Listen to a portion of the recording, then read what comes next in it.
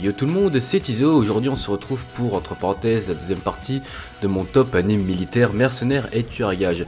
Mais cette fois dans le classement se retrouvant des animes what the fuck et qui, ou moins sérieux que ceux abordés dans la partie 1. Et oui, je continuerai de faire pas mal de vidéos sur la chaîne Anime Manga cette semaine, puisque je recorde que le week-end les vidéos gaming. Sur ce, bonne vidéo.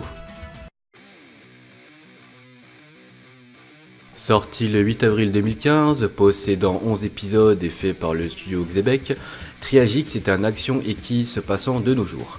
Nous suivons les aventures du Mochizuki General Hospital et de sa section d'assassins dissimulés sous les traits du personnel médical de l'hôpital. En effet, quand la section reçoit une image noire avec le nom d'une personne, cette dernière doit être éliminée coûte que coûte.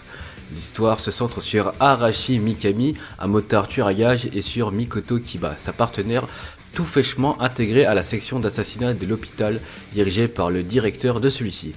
À eux tous, ils combattront tous les corrompus de la ville allant des gangsters au Yakuza. C'est un anime court qui se laisse regarder par ses combats, mais qui contient assez de fanservice pour le classer dans la catégorie eki. D'autant plus que la qualité d'animation est le minimum syndical. En tout cas, il vous fera passer le temps, une adaptation plus sérieuse avec une suite de prévues aurait sûrement rehaussé la crédibilité et l'identité de cet anime qui d'ailleurs a son manga qui est très apprécié de sa communauté. Sorti le 7 octobre 2015, produit par Silverlink, possédant 12 épisodes, Taimado Gakuen 35 Shiken Shutai est un anime military school magie. Dans une société rétro-futuriste où les sorcières sont classées comme ennemis publics numéro 1, l'Académie Anti-Magie a pour mission de former des inquisiteurs pouvant traquer et anéantir les sorcières. Oka Otori est une chasseuse aguerrie de sorcières qui fut rétrogradée après avoir fait une faute grave qui est de trop vouloir faire route seule. Durant l'émission, elle sera affiliée au 35e peloton de l'Académie, mais pas n'importe lequel, le pire de toute l'Académie, en effet celui-ci regroupant les catastrophes ambulantes de l'Académie.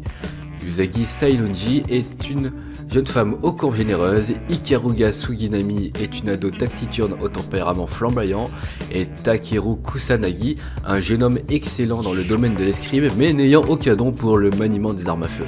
Au final, ils réaliseront que c'est la cohésion d'équipe qui leur manque plutôt qu'un bon niveau.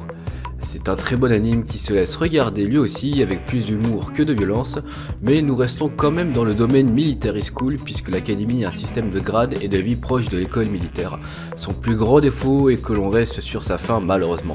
Aucune suite de prévue pour le moment, comme pour la plupart des animes à 12 épisodes. Une autre saison aurait donné lieu à un meilleur développement de l'histoire qui aurait sauvé le bateau. Ces personnages sont attachants et drôles et le scénario pourtant banal tient la route, il vous faudra juste passer le temps. Sorti le 7 avril 2012, possédant 10 épisodes et produit par Xebec, Upot est un anime action military school life. Le scénario est simple, des filles se représentant comme l'incarnation d'une arme à feu étudient et s'entraînent pour être les meilleures dans le domaine. Un eki faisant l'apologie des armes de façon détournée, cet anime a tout pour déplaire à cause du fanservice, du lolicon et pas d'assez d'épisodes. Et des persos très clichés. Mais pour qu'on regarde, parce que c'est le seul point crédible dans cet anime qui sont les anecdotes et l'histoire des armes à feu. Et c'est tout. Et ces scènes de combat, on va dire, potables. Sorti le 4 avril 2016, possédant 12 épisodes et produit par le studio IMS, c'est un anime School Life Military Science-Fiction. On va faire bref, le scénario est totalement banal, des aliens attaquent la Terre et l'humanité décide de les combattre grâce aux Undread, les seules armes pouvant les tuer comme par hasard. Et bien sûr, pour maîtriser un Undread, il faut passer par la case école militaire qui formera la génération pouvant combattre les Savages, la forme de vie alien attaquant la Terre.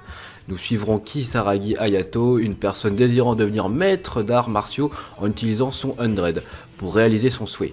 Il intègre d'ailleurs une université spécialisée dans l'Undread, d'ailleurs la seule, nommée Little Garden.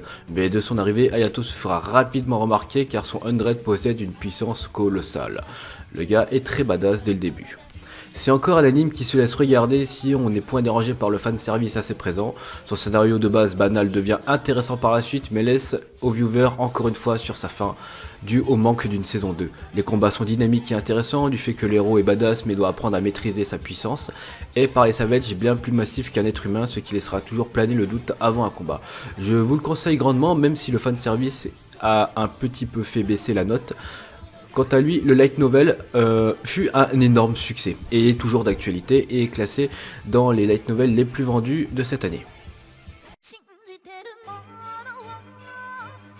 Sorti le 15 avril 2011, possédant 12 épisodes et un spin-off produit par le studio 10 et Staff, Hidden Noria est un anime action tueur à gages Eki.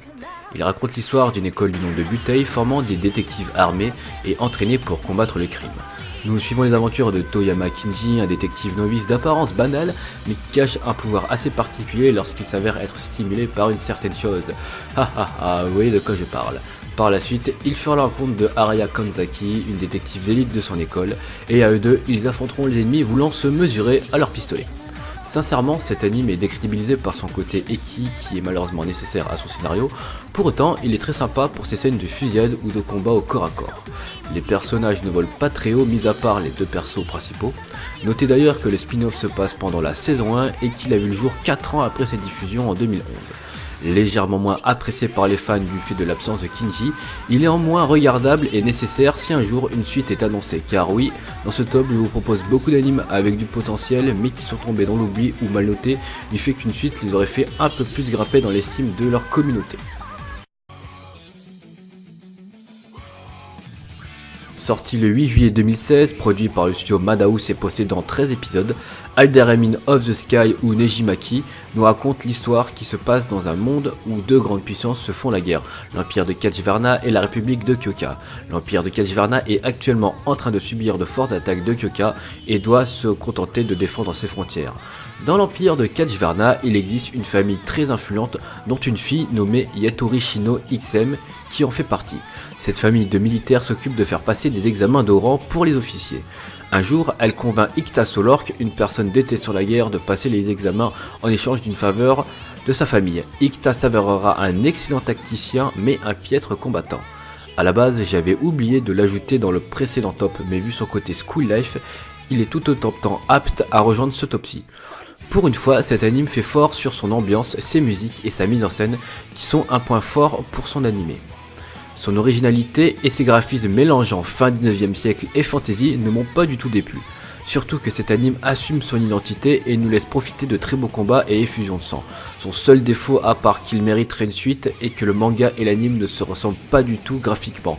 Ce qui ne m'a pas dérangé au début, mais qui reste quand même qu'un point de vue personnel. Les personnages sont intéressants mais point développés à cause du format de 13 épisodes. Je vous le conseille, il est très bien rythmé et en espérant qu'une suite verra le jour. Assassination Classroom, possédant 2 saisons de 26 épisodes, sorti le 9 janvier 2015 et produit par le studio Lerche, beaucoup entendu et observé dans la librairie. Au début, je ne pensais pas qu'un anime qui a pour icône un putain de gros smiley pourrait autant m'émouvoir. La planète Terre est en alerte rouge. Après avoir partiellement détruit la Lune, un être étrange et surpuissant a décrété que si personne ne parvenait à le tuer dans l'année à venir, la planète subirait le même sort que son satellite, c'est-à-dire la destruction. Durant ce laps de temps, il a également exigé d'être nommé professeur de la classe 3e E du lycée Kunigaoka, aussi connu sous le nom de la classe End, la classe des cas désespérés. Les étudiants sont donc les mieux placés pour tuer cet étrange professeur baptisé Koro Sensei, et ainsi empocher la somme astronomique de 10 milliards de yens. 10 milliards de yens, ça fait beaucoup pour avoir sauvé la Terre. L'ennui, c'est que la majorité des lycéens de cette classe manquent cruellement de confiance en eux, écrasés par un système qui ne leur convient pas. Alors, je ne vais pas trop en dire plus, mais juste, cet anime est presque, mais vraiment presque proche de la leçon de vie. C'est simple, cet anime vous fera passer du rire aux larmes, les personnages sont attachants et les graphismes colorés sont magnifiques. Que demander de plus ? N'oublions pas que c'est une comédie dramatique qui a réussi ses paris et qui est sûrement entrée dans le top des meilleurs animes de tous les temps. Il rentrera dans ce top du fait que toute la classe s'entraînera jour et nuit comme des tueurs à gages pour pouvoir tuer ce cher Koro Sensei. Je n'en dis pas plus, mais cet anime vaut vraiment le détour, que ce soit par ses émotions, ses messages véhiculés et ses fous rires. Son seul défaut serait qu'un jour on lui crée une suite. On ne crée pas de suite à un chef-d'œuvre. Voilà, cette vidéo est terminée. Donc il y a eu pas mal d'animes qui n'auront pas de suite et des animes de type Eki, mais je les ai quand même mis puisqu'il vaut quand même un peu le détour. Même si certains sont grotesques, d'autres what the fuck, d'autres marrants, ils méritaient quand même leur place dans une catégorie top. Sur ce, c'était Tizo, on se retrouvera pour de prochains tops à venir qui vont envahir la chaîne Anime Manga, puisqu'il y a certaines choses qu'il faut vraiment que je vous présente. Sur ce, c'était Tizo.